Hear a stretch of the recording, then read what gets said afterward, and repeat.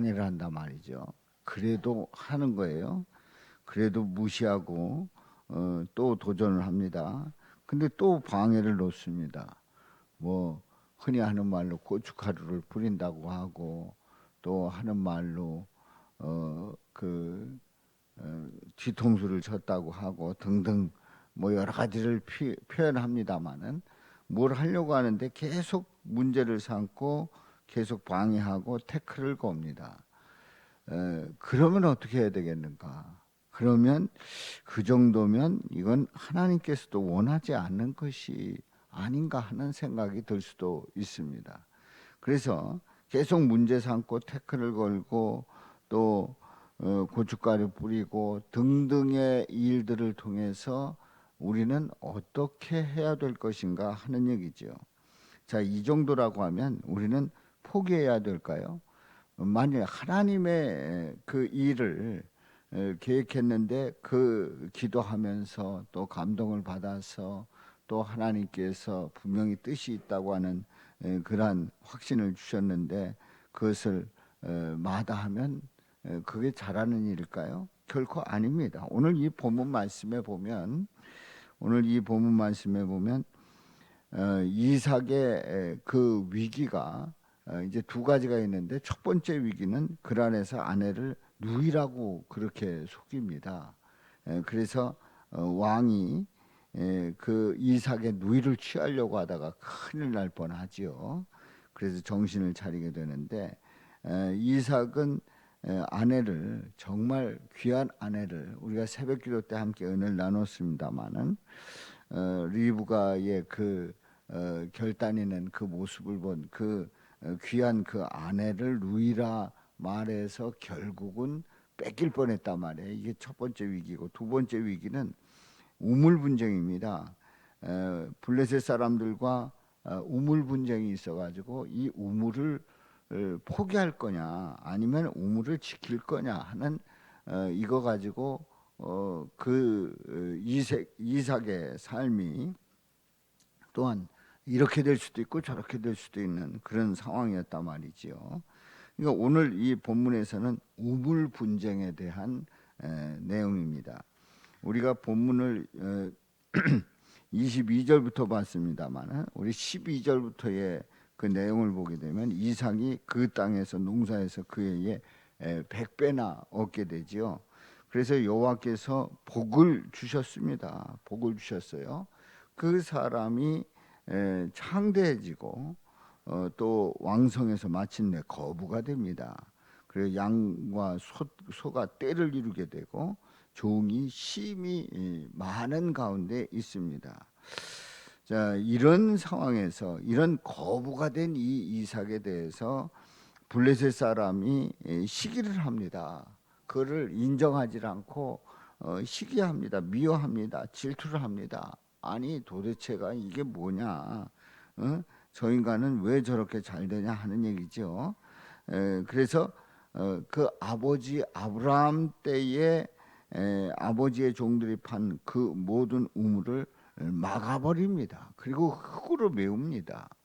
그러니까 생각을 해보십시오. 그 우물을 막고 흙으로 메웠다라고 하는 이 얘기는 큰일 날 일입니다. 생각해 보시면 거부가 됐다고 그랬어요. 100배나 그 농사에서 100배나 얻었고 창대하고 왕성해서 거부가 됐는데 양과 소가 떼를 이루게 됐다. 양과 소가 떼를 이루게 됐다. 그러면 그야말로 이 소와 양과 소가 떼를 이루게 되면 물이 필요한 겁니다. 그런데 그 우물을 막아버립니다. 그래서 16절에 보면 아비멜렉이 이삭에게 얘기를 합니다. 우리보다 크게 강성한즉 우리를 떠나라. 노골적으로 얘기하네. 우물을 막아버리고 우리를 떠나라고 경고를 합니다. 블레셋 사람들이 시기할 만한 거지요. 아니 똑같이 뭐 거기나 우리나 뭐 같이 같은 지역에서 있는데, 아니 저기는 왜 이렇게 잘 되냐 이거예요. 그리고 당신네는 블레셋 사람들은 잘 그렇게 되질 않는데 어떻게 저렇게 잘 되냐 말이에요. 그래서 우물을 막고 떠나라고 경고를 합니다. 그래서 이삭이 그곳을 비킵니다. 그래가지고 아버지 아브라함 때 팠던 우물들을 다시 팝니다. 다시 파요. 그리고 그날 목자들이 이 물은 우리의 것이라 그렇게 해서 그 우물을 팠는데 빼앗아 갑니다. 또 이삭이 또 다른 우물을 팝니다. 그들이 또 다툽니다. 생명의 젖줄 쟁탈전이죠. 그러니까 우물은 사람이 죽고 사느냐의 문제가 아주 전적으로 달려 있는 거죠. 생각해 보세요. 그 사람이 사는 곳에는 반드시 물이 있어요. 사람이 사는 곳에는 반드시 물이 있어요. 섬에 보면은 우리나라가 무인도가 우리나라의 섬이 무인도가 많이 있습니다. 덕적도라고 이렇게 얘기를 하지 않고 덕적도를 얘기할 때 덕적군도라고 얘기해요. 덕적군도. 그래서 저 어렸을 때는 왜 덕적도면 덕적도지 왜 덕적군도라고 그러나 그게 궁금했어요. 근데 조금 이제 뭐 사회 공부하다 보니까 덕적에 섬이 있는데 이제 덕적 말고 그 옆에 소야도가 있고 또 뭐 선미도가 있고 성갑도가 있고 뭐 등등 뭐 울도가 있고 배가도가 있고 뭐 쭉 섬이 있어요. 그런데 거기에 무인도도 많이 있어요. 전에 만나서 얘기 들어보니까 그 유인도가 몇 개고 무인도가 몇 개라는 그 얘기까지 다 들었는데 지금 다 잊어버렸어요. 근데 그 사람들은 많이 살지 않지만 그래도 덕적 군도에서 사는 섬은 반드시 물이 납니다. 얼만큼 나냐면 사람이 살 수 있을 만큼 물이 나와요. 근데 그 먹염이라고 하는 섬이 있는데 그 먹염이라는 섬은 아마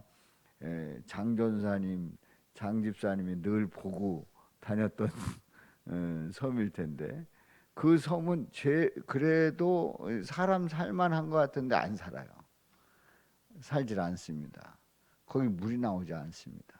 그러니까 물이 나오지 않는 섬은 사람이 살질 않. 그냥 간단해요.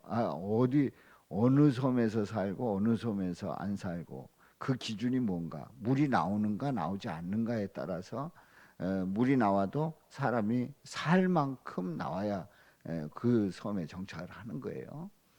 그러니까 우리는 물이 그냥 하도 뭐 어디 가는지 다 있고 마실 수 있고 막 이렇기 때문에 그게 그런지 모르지만은 이 우물은 생명의 젖줄이라는 것을 알게 됩니다. 그래서 생명의 젖줄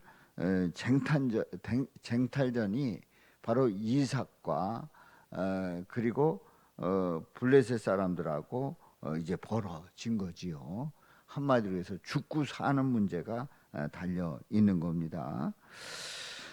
그래서 이삭이 거기서 옮겨서 다른 우물을 팝니다. 22절에 보면 이제 다시 우물을 막으면 또 뺏으면 다시 파가지고 이제 그들이 다투지 아니하는 그런 상황에 이르게 되죠. 그래서 그 우물을 르호봇이라고 이렇게 칭을 하게 되는데 이제는 여호와께서 우리를 위하여 넓게 하셨으니 이 땅에서 우리가 번성하리로다 하면서 하나님께서 우리를 넓게 하셨다고 하는 그 고백을 합니다. 포기하지 않고 다른 우물을 판 거지요.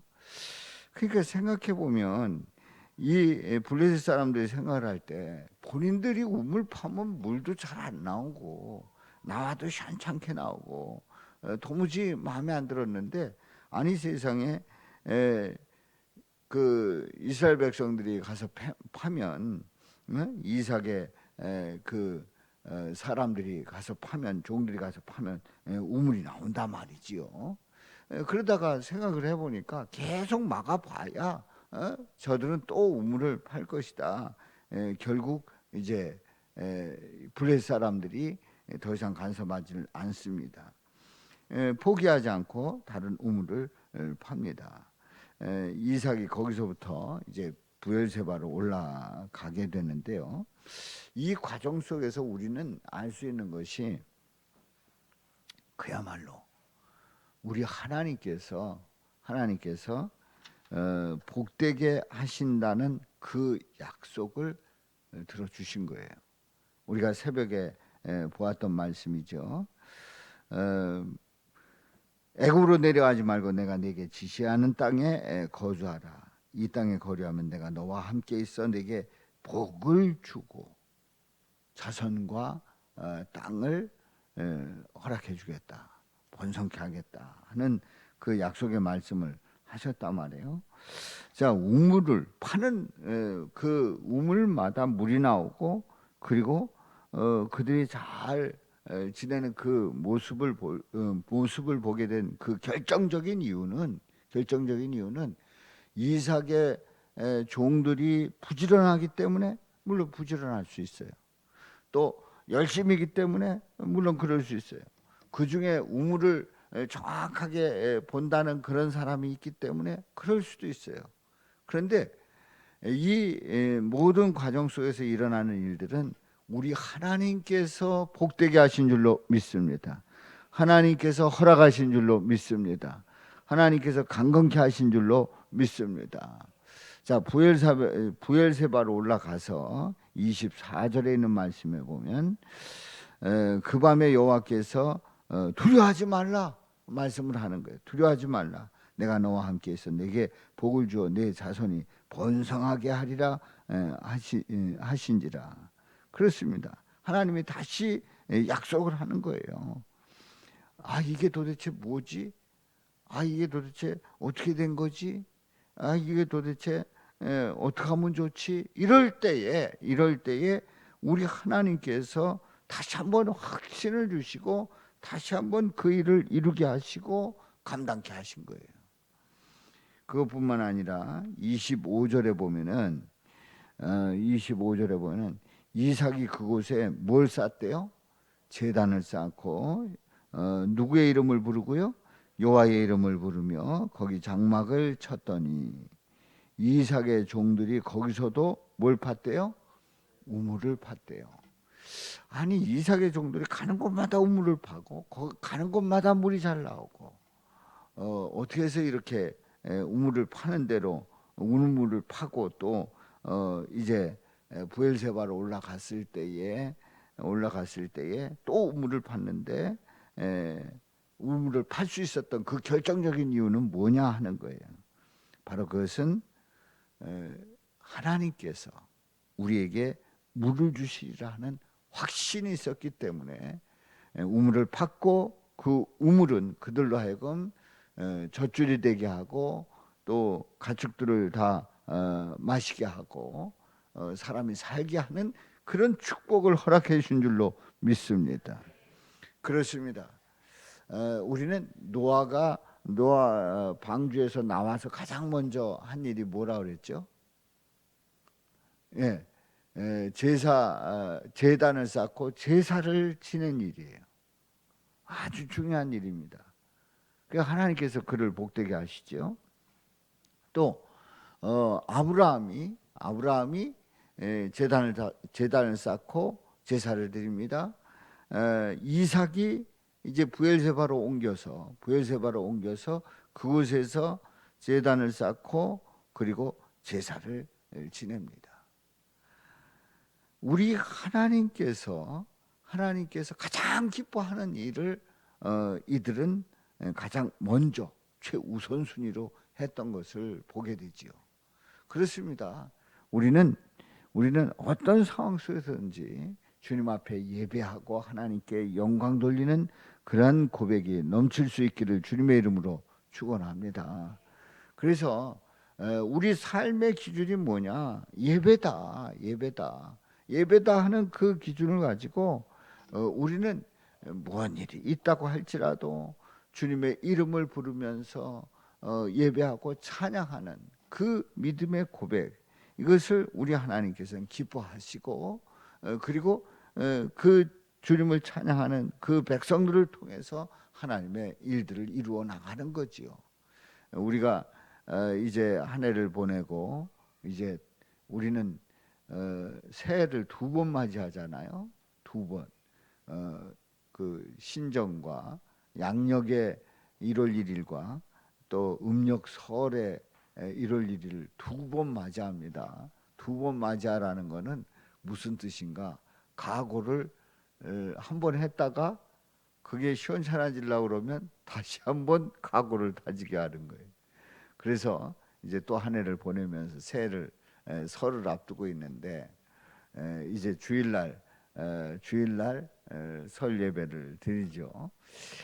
자, 우리는 우리의 고백 속에서 예수님께 소망을 두고 믿음으로 나가고자 하는 2023년도의 표를 우리가 봅니다마는 우리는 항상 주님께 소망을 두고 주님 앞에 예배하는 그 일이 가장 우선순위가 되고 가장 중요한 일이 되고 가장 귀한 일이 될 수 있기를 주님의 이름으로 축원합니다.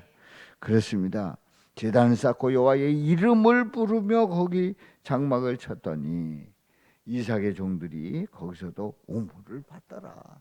우리는 그냥 표면적으로 볼 때 이 사람들은 부지런해가지고 가는 곳마다 물이 필요하니까 우물을 받겠지 이렇게 생각할 수 있어요. 그런데 여기에 이미 전제되어 있는 거예요. 하나님이 주신다고 하는 그런 확신이 있었고, 그리고 하나님께서 그들을 인도하셨고, 또 하나님께서 그들에게 우물을 터뜨려 주실 거라는 확신이 그들에게 있었단 말이지요. 그렇습니다. 우리는 오늘 이 말씀을 보면서 가장 그 지역에 가서 우선순위 되는 일이 예배하는 일이었다, 제사 드리는 일이었다, 예배하는 일이었다 하는 그 고백이 있었던 것처럼 우리는 어디를 가든지 예수님을 찾고 예수님을 찬양하고 예수님의 이름으로 예배할 수 있기를 주님의 이름으로 축원합니다. 그래서 2023년도에 우리가 예배하는 일에 더욱 힘쓰고 그 예배하는 일이 얼마나 귀한 일인가를 다시 한번 고백하면서 살아계신 하나님께서 우리와 함께 계시고 또 우리의 우물을 터뜨려 주시고 우리를 복되게 하시고 우리를 넘치게 하시는 그런 놀라운 은혜가 이 심야 기도에 나오신 저와 여러분들에게 넘치시기를 주님의 이름으로 축원합니다.